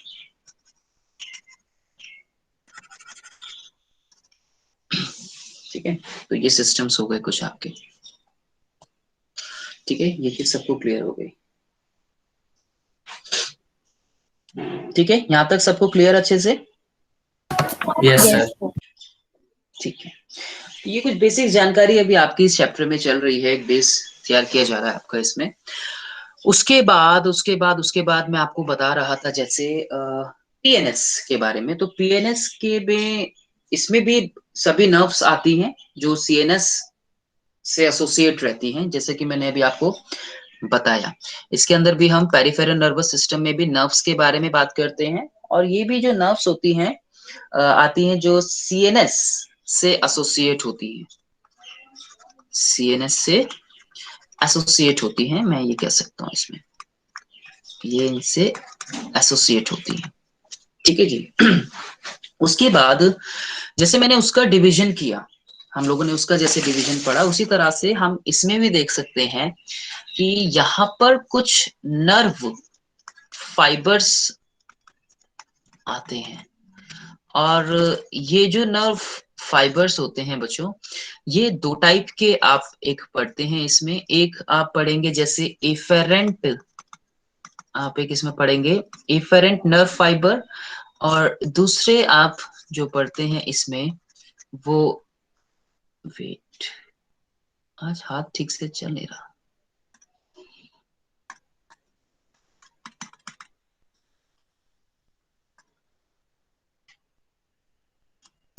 सर ये क्लास कब होगी सर? बोर हो गए? मतलब सर अब 1.5 घंटा हो गया सर बैठे बैठे। अरे अरे अरे अरे अरे अरे, अब बोर होना शुरू हो गए सर, अब बस करो। क्या पका दिया सर आपने, संडे खराब कर दिया है। नो सर, स्क्रीन के सामने ज्यादा देर तक भी नहीं बैठना चाहिए। I can understand. अभी आपको ब्रेक मिलेगा, बस ये तो कराने दो। ये ब्रेक ये करके फिर 10-15 मिनट का ब्रेक लेते हैं, उसके बाद स्टार्ट करते हैं दोबारा, ठीक है? यस ठीक है, सर। सब लोग इतने खा पी के आ जाएंगे, मैं भी थोड़ा सा कुछ पानी वानी पी लूं, उसके बाद 20 मिनट बाद दोबारा स्टार्ट करेंगे, ठीक है? अच्छा ये तो समझो एफेरेंट और इफेरेंट। एफेरेंट फाइबर क्या करते हैं, ये बच्चे ध्यान से देखना, क्वेश्चन आ जाता है। जो बच्चे 11th में, जो अभी आप लोग एग्जाम दे रहे हो 11th में दोगे, क्वेश्चन पूछ लेते हैं कई बार यहाँ से और इसमें ना एक डिफरेंशिएट भी आ जाता है, तो कम से कम 2 नंबर का तो डिफरेंशिएट आ जाता है, तो उसके अकॉर्डिंगली भी आप लोग देख लेना। तो एफेरेंट फाइबर क्या करते हैं, जो इम्पल्सिस की अभी हम लोग बात कर रहे थे कि वो इलेक्ट्रिकल इम्पल्सिस, तो ये एफेरेंट फाइबर इम्पल्सिस को कहाँ लेके जाते हैं, टिश्यू या ऑर्गन तक, ठीक है? टिश्यू या ऑर्गन से, सॉरी तक नहीं, टिश्यू या ऑर्गन से हम बात कर रहे थे यहाँ पे सीएनएस की, वहां से सीएनएस तक ट्रांसमिट करते हैं, सीएनएस तक ट्रांसमिट करते हैं, ध्यान रखना। एफेरेंट वाले क्या करते हैं, एफेरेंट वाले इन इम्पल्सिस को, जो हम इम्पल्सिस की बात कर रहे थे, उन इम्पल्सिस को टिश्यूज या फिर ऑर्गन से सीएनएस तक ट्रांसमिट करते हैं। जबकि ये जो होती हैं आपकी इफेरेंट फाइबर्स जो होते हैं आपके, ये रेगुलेटरी इम्पल्सिस को सीएनएस से जितने भी जो पेरिफेरल टिश्यू होते हैं वहां तक ट्रांसफर करने में अपना रोल प्ले करते हैं, ध्यान रखना इसमें। ये आगे इसमें जितने भी जो आपकी ये रेगुलेटरी इम्पल्सिस हैं, इन रेगुलेटरी इम्पल्सिस को सीएनएस से रिलेटेड पेरिफेरल टिश्यूज, पेरिफेरल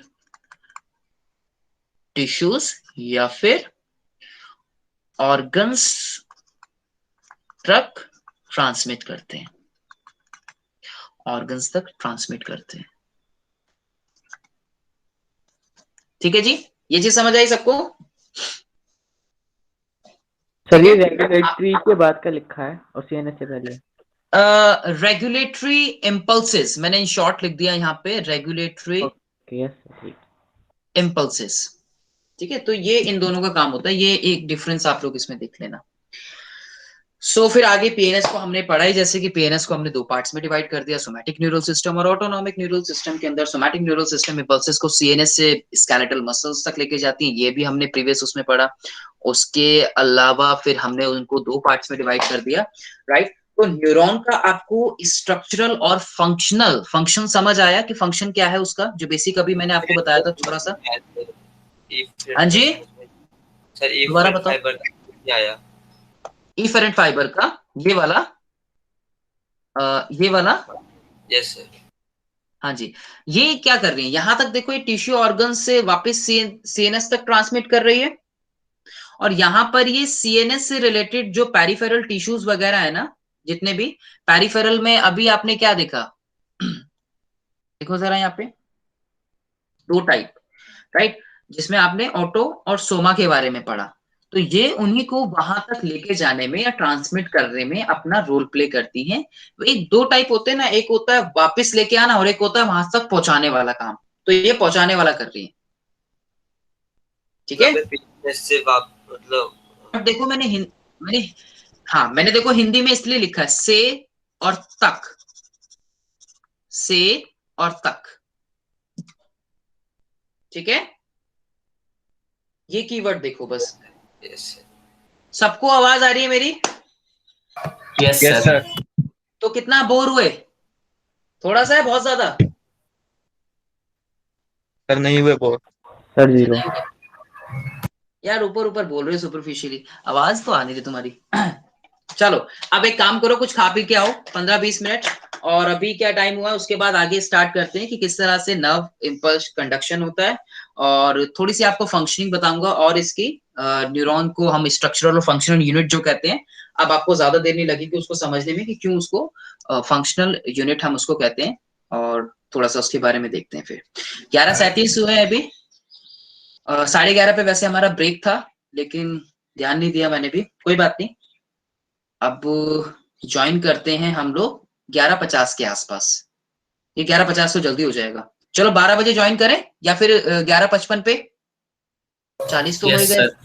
12 बजे तक हम लोग स्टार्ट कर देंगे, ठीक है, ये ध्यान रखना। तो आप लोग अभी 15-20 मिनट फटाफट से होके आ जाओ, जो भी खाना पीना है थोड़ा सा ब्रेक ले दो, फिर आगे का टॉपिक करेंगे, ठीक है? Okay sir. Yes sir. Alright, चलो जी आ जाते हैं अभी।